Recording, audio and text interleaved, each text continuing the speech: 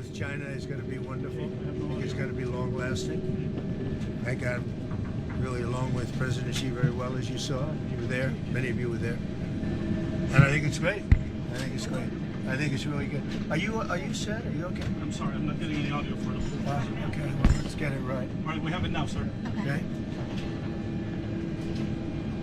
So the trip was fantastic. We took in over $3 trillion, really in profit, if you want to define it that way. You see the farmers are very happy.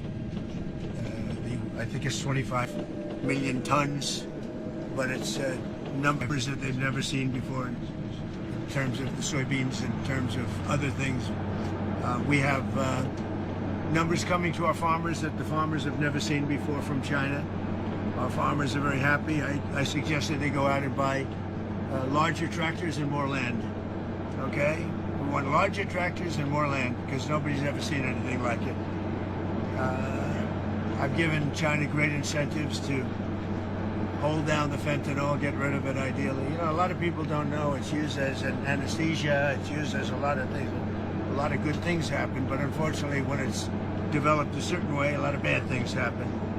Because a lot of people would say, well, why is it made? I mean, it's made for a lot of good purposes, but it also has some very bad purposes when you design it a certain way and people can take it and design it.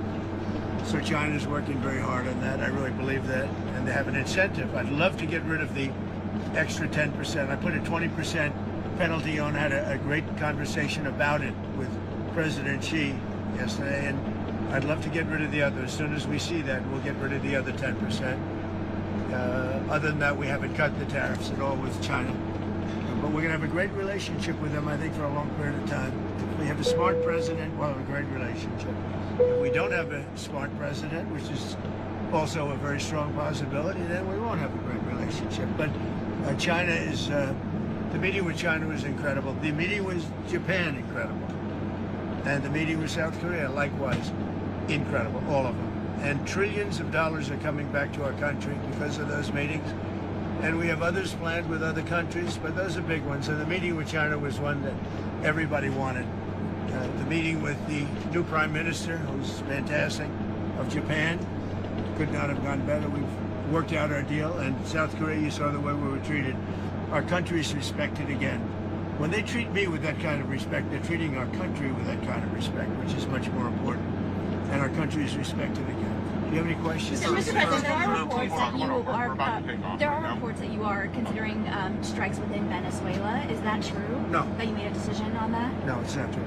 Mr. President, on the nuclear strikes, the nuclear tests that you were talking about, are you talking about literally resuming underground nuclear detonation tests? You'll find out very soon, but we're going to do some testing, yeah. Other countries do it.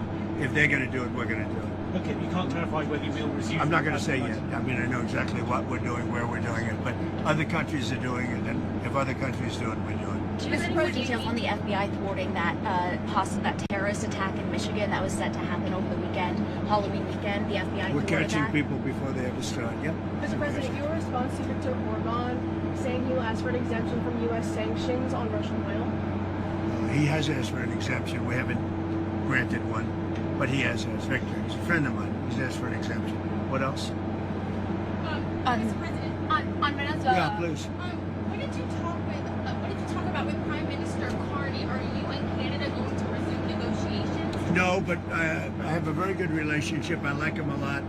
But you know what they did was wrong. He was very nice. He apologized for what they did with the commercial because it was a false commercial. You know, it was the exact opposite.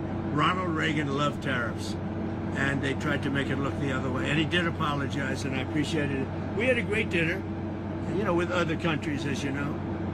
And I think we have a very good relationship personally. I think that what they did was wrong, but he apologized. On those SNAP benefits set to expire tomorrow, folks are talking about putting out about canned goods and non-perishables for trick-or-treaters. Is there a possibility, like you did with the military moving around funds, is there a possibility to do that? Well, for there millions of always is, but Americans? all the Democrats have to do is say, let's go. I mean, you know, they don't have to do anything. They don't have to agree. All they have to do is say, the government is open. And we only need 5 Democrats. But they're, you know, they've become a radical left party.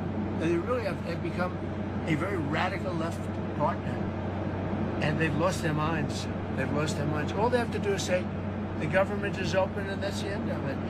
And largely when you talk about SNAP, you're talking about largely Democrats. But I'm president. I want to help everybody. I want to help Democrats and Republicans. But when you're talking about SNAP, if you look, it's largely Democrats. They're hurting their own people.